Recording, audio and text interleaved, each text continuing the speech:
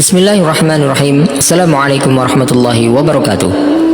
Banyak orang yang mengaku sebagai keturunan Rasulullah Sallallahu Alaihi Wasallam.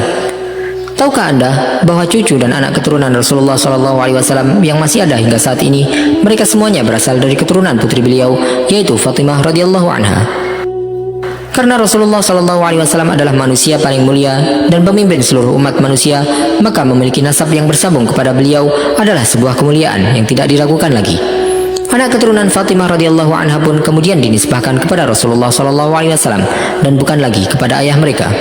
Para ulama menyebutkan bahwa hal tersebut merupakan salah satu keistimewaan Rasulullah sallallahu alaihi wasallam dan para keturunan beliau dijuluki dengan Sayyid ataupun Syarif.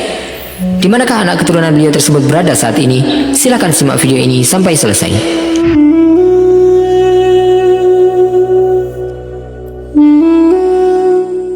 Banyak orang yang mengaku sebagai keturunan Rasulullah Sallallahu Alaihi Wasallam, padahal hakikatnya mereka tidak ada hubungannya sama sekali dengan nasab beliau. Dan hal ini bukanlah merupakan hal yang baru. Hal tersebut terjadi sejak ratusan tahun yang lalu. Hal itu dilakukan karena berbagai alasan, baik untuk mendapatkan keuntungan materi maupun untuk mencari kedudukan yang tinggi di tengah masyarakat. Ketika kita berbicara tentang keturunan Rasulullah Sallallahu Alaihi Wasallam, maka kita akan membahas tentang anak-anak beliau. Putra Rasulullah Sallallahu Alaihi Wasallam semuanya telah diwafatkan oleh Allah Subhanahu Wa Taala ketika Rasulullah Sallallahu Alaihi Wasallam masih hidup. Yang tersisa adalah cucu beliau, yaitu Hasan dan Husain.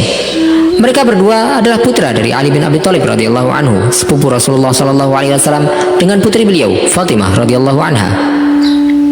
Anak keturunan Fatimah radhiyallahu anha pun kemudian dinisbahkan kepada Rasulullah sallallahu alaihi wasallam dan bukan lagi kepada ayah mereka. Para ulama menyebutkan bahwa hal tersebut merupakan salah satu keistimewaan Rasulullah sallallahu alaihi wasallam. Di antara yang menjadi landasan hal tersebut adalah sabda Rasulullah sallallahu alaihi wasallam, "Fatimatu bid'atun minni."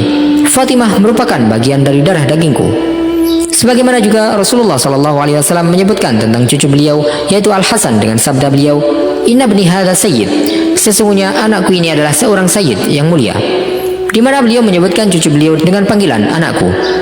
Kemudian dari keturunan Husain yang tersisa hanyalah Ali Zainal Abidin, dan Ali bin Husain radhiyallahu anhuma merupakan satu-satunya dari keturunan Rasulullah sallallahu alaihi wasallam yang selamat dari peristiwa Karbala. Dan dari anak keturunan beliaulah tersambung nasab Rasulullah sallallahu alaihi wasallam hingga saat ini melalui jalur Husain.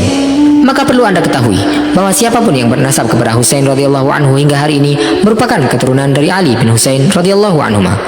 Sementara dari keturunan Hasan ada dua orang anak, yaitu Hasan al-Musanna dan Zaid al-Ablaj.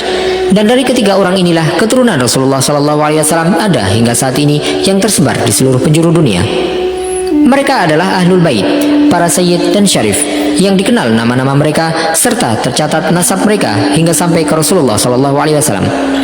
Ketika terlahir seorang bayi dari kalangan Syarif, namanya akan dicatat dan ditulis nasabnya hingga sampai ke Rasulullah sallallahu alaihi wasallam.